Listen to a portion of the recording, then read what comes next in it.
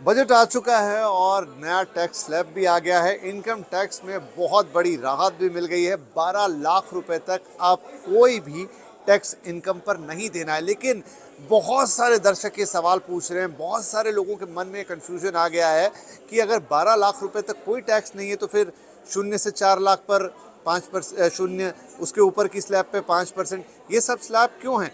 देखिए, ऐसा है, घबराने की कोई बात नहीं है। 12 लाख रुपए तक अगर आपकी इनकम है, आपको कोई टैक्स नहीं देना है। लेकिन अगर 12 लाख रुपए से 1 रुपये भी ज़्यादा हो गया तो आप टैक्स स्लैब में आ जाते हैं। अब देखिए, वैसे तो टैक्स हमेशा से इसी तरह कैलकुलेट होता है। आपकी जो भी इनकम 12 लाख के ऊपर है, समझ लीजिए आप 15 लाख रुपए कमाते हैं। अब टैक्स का कैलकुलेशन कैसे होगा? पहली स्लैब क्या है? 0 से 4 लाख, वहाँ पर नील टैक्स, तो आपके 4 लाख रुपए शुरू के फ्री हो गए। उसके बाद अगली है 4 से 8 लाख रुपए पे 5%, तो अगले आपके जो 4 लाख होंगे उन पे 5% टैक्स लगेगा। उसके बाद 8 से 12 लाख, यानी उसके बाद के जो 4 लाख होंगे उस पर 10% के हिसाब से टैक्स लगेगा।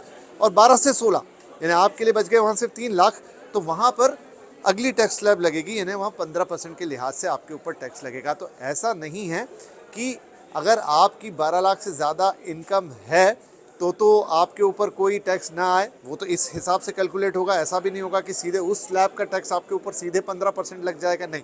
टैक्स के कैलकुलेशन हमेशा इसी तरीके से हुए हैं।